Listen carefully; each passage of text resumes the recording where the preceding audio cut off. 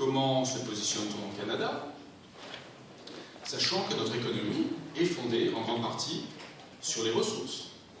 Et à ce sujet, sommes-nous innovants? Et d'ailleurs, nous avons l'exemple original de la Kärcher Coop. Un grand merci à John Klein d'être venu pour nous présenter cette initiative ainsi que ses avantages. Y a-t-il des politiques et des pratiques à l'étranger dont le Canada pourrait s'inspirer, par exemple, au niveau fédéral, au niveau provincial et au niveau municipal? Et quelles sont par ailleurs les initiatives de la société civile? Alors pour y répondre, nous avons le plaisir de recevoir 4 invités. À ma gauche, M. Stephen Guilbeault, qui est cofondateur et directeur principal de l'organisation non gouvernementale québécoise Équiterre. Il est un environnementaliste qui s'intéresse au changement climatique depuis le début des années 1990. Il a travaillé 10 ans chez Greenpeace Canada et Greenpeace International, a déjà fait partie de la délégation canadienne à l'ONU et est chroniqueur auprès de nombreux médias. Guilbeault, bonjour et merci d'être présent. Monsieur David Sochin est professeur de géographie et chercheur au Prairie Adaptation Research Collaborative, PARC, à l'Université de Regina.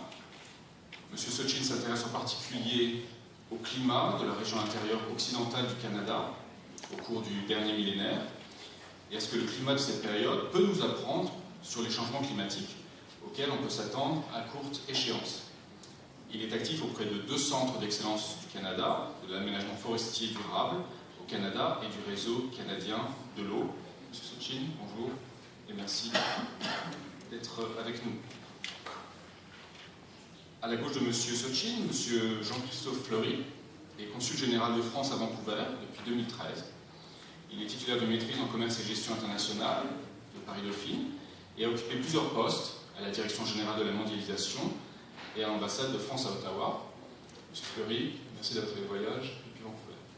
Et enfin, Monsieur Lemire, Monsieur Jean Lemire est biologiste et cinéaste, biologiste de formation. Il a sillonné les océans au cours des dernières décennies.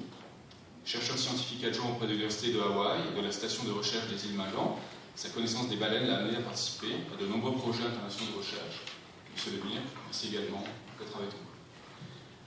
Alors nous allons pouvoir considérer avec nos 4 panélistes des points de vue très différents, émanant de chercheurs et de praticiens, et parfois les deux en même temps. Et pour ce faire, les panélistes ont exprimé le souhait d'appeler les étudiants à être inclus autant que possible dans les débats.